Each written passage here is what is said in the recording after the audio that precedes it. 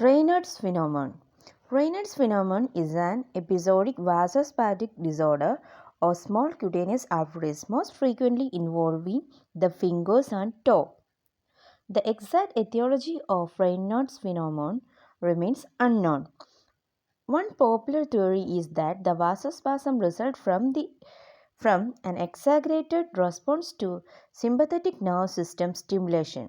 Other contributing factors include occupationally related trauma and pressure to the fingertip, as noted in typists, pianists, and those who use handheld vibrating equipment.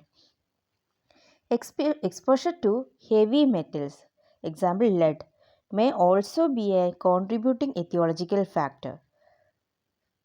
Raynaud phenomenon occurs primarily in younger women, typically between 15 and 40 years of age.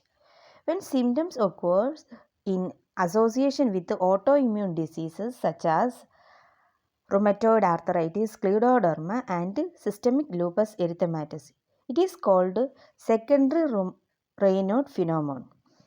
Raynaud phenomenon is characterized by vasospasmic induced color change of the fingers, toe, ear, nose. Decreased perfusion result in pallor. The digits then appear cyanotic. These changes are followed by rubber, caused by the hyperemic response that occur when perfusion is restored. The patient usually describes coldness, numbness in the vasoconstrictive phase, followed by throbbing, aching pain, tingling, and swelling in the hyperemic phase.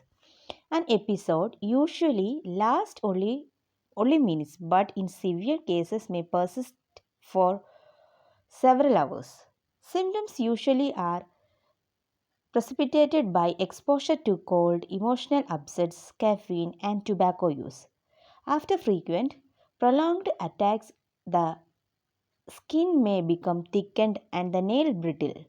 Occasionally, in severe form of the phenomenon, complications include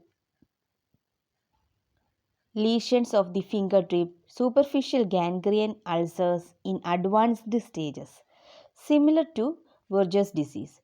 There is no simple diagnostic test for Raynaud phenomenon. Diagnosis is based on persistent symptoms for at least 2 years. Patient teaching should be directed toward prevention of recurrent episode.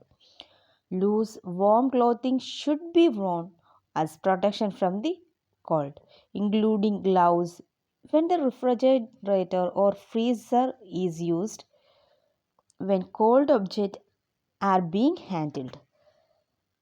Temperature extremes should be avoided.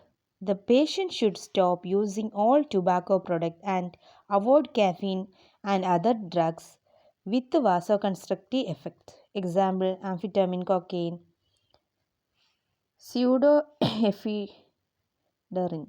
If symptoms are exacerbated by stress,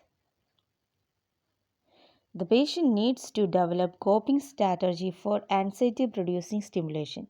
Biofeedback, relaxation techniques, stress management are effective for some patients. Immersing hands in warm water often decreases the vasospasm. When a patient's episodes are severe and other therapies are in damage to the endothelium of the effective drug therapy is considered. Currently, calcium channel blockers are the first line drug therapy. Calcium channel blockers such as nifedipine and diltiazem relax smooth muscles of the arterioles by blocking the influx of calcium into the cells, thus reducing the number of vasospastic attack. Nifedipine is the most commonly used calcium channel blocker for the patient with Raynaud's phenomenon. A meta-analysis indicates that calcium channel blockers reduce the frequency and severity of vasospastic attack. Adverse effects of calcium channel blockers include tachycardia, headache, flushing, dizziness, and peripheral edema.